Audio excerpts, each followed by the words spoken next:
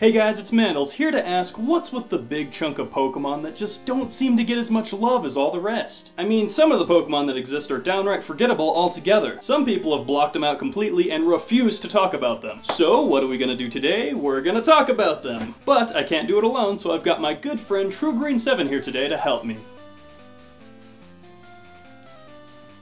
Come on. 1 second. TrueGreen, why aren't you showing up on my TV? Cause dude, we already used that joke in the last video, remember? Oh yeah, well, what are we gonna do now? Look at your phone. Oh, okay. Much better. Well, did you want to explain to our viewers what we've got in store? Sure. Well, as you guys know, there are a lot of Pokemon that are very unpopular because of their designs or uselessness, and so on. Well, today we're going to be talking about the least popular Pokemon out there. Also, to be fair, we've excluded pre-evolutions from this list since tons of those are forgettable, and typically, players want to focus on the final product of a Pokemon when focusing on a Pokemon. Also, TrueGreen and I do not hate any of these Pokemon. These are just ones that are least popular among the general public. Other than that, all is fair game, so now you guys can just kick back and watch our video. Number 10. Octillery. Now there's nothing particularly wrong with Octillery, he's not a half-bad battler and his design seems solid enough. He's even got one of the most diverse move pools out of any other Pokemon. So what's the deal? Why is there no love for our octopus friend here? Well, the reason for this is mostly directed back to his pre-evolution Remoraid. More specifically, it's because of the popular opinion that no one thinks a fish should evolve into an octopus. And yeah, to be fair, this evolution chain makes no sense whatsoever. The justification for it is that Remoraid resembles a revolver and that Octillery looks like a cannon or turret. Even so, it's easy to understand why so many people were turned off by his final form. It's even possible that people have mistaken Mantine as Remoraid's final evolution, since Mantine has a couple of Remoraids underneath it. However, Octillery's questionable evolution chain is all that makes him forgettable, which is why it's so high up on the list.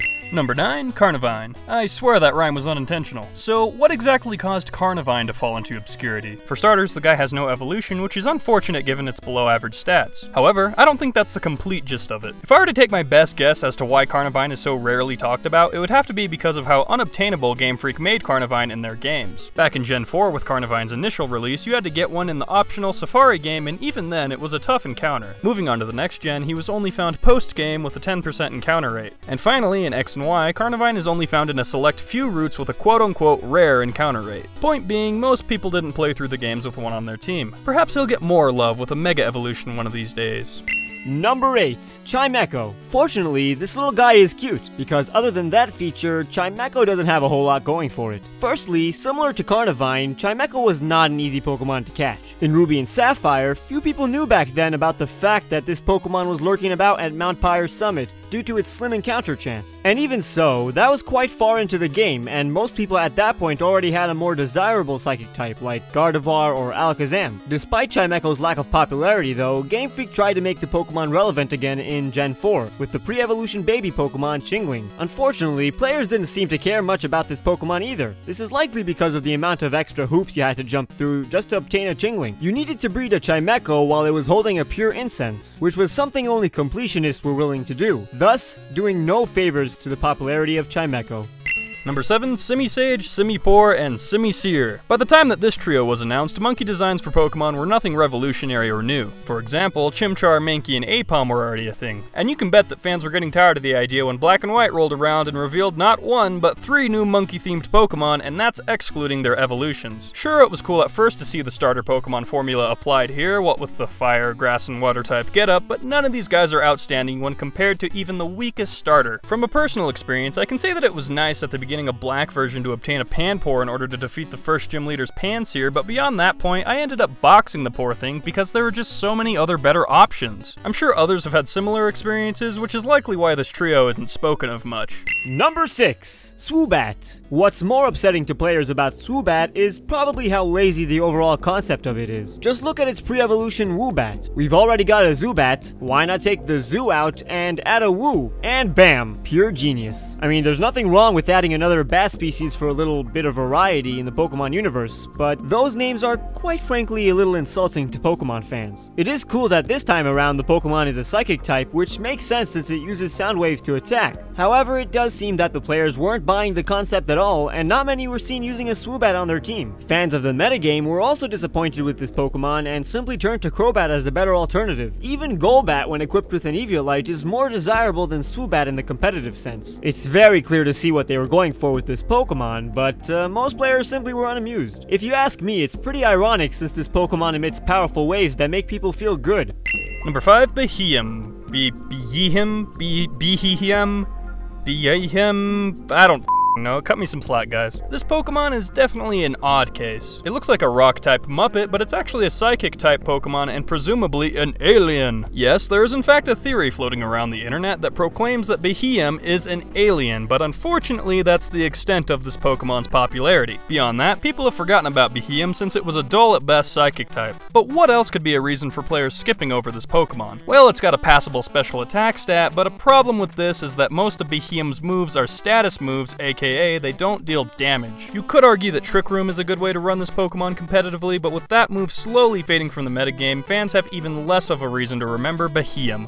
Number 4, Myrrh Actus. If you didn't quite get your fix of cactus-themed Pokemon back in the days of Ruby and Sapphire, then don't worry because Game Freak has got you covered. Not only did they treat us with Cacnea and Cacturne, but another cactus Pokemon, Myrrh Actus, was also thrown into the mix. Why? We're not entirely sure, but as far as most Pokemon fans can tell, it seems to be a pretty unnecessary inclusion. Sure, there have been animal species that have gotten multiple Pokemon renditions before, but multiple cactus Pokemon? Why? Just why? I don't understand. Myrrh Actus doesn't offer anything more than Cacturne does. No wonder Myrrh Actus isn't popular. In fact, it's possible that the only reason it came about was so that there would be more variety in the desert resort area in Pokemon Black and White. But alas, its encounter rate is a low 10%, which means you're probably not going to be coming across one, especially if you got repels equipped. Lastly, Myrrh Actus is completely outshined by numerous other Pokemon in the metagame, so good luck getting him a foot in that door. I mean, it doesn't really have any feet, it's just an idiom.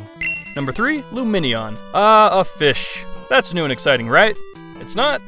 Okay, well, there's gotta be something special about it. So let's hear it. What makes Loom Minion so unique? Nothing! Alright, so it turns out that Loom Minion is as exciting and memorable as a $1 Walmart goldfish. We've seen plenty of fish Pokemon prior to this one, but there's nothing too out of the ordinary about Loom Minion that we can remember it by, which is a bad thing considering how many water types there are. It just ends up getting lost amongst the rest of the fish in the sea. Even Basculin, who is undesirable to me, is more memorable in my opinion due to its different forms. Chances are if you did catch one in Diamond and Pearl, you were mostly using it for Surf, Waterfall, and or Defog. And speaking of Defog, which is a competitively viable move now, Loom Minion is one of the least viable defoggers in the game, which is probably why it's not so popular among competitive battlers.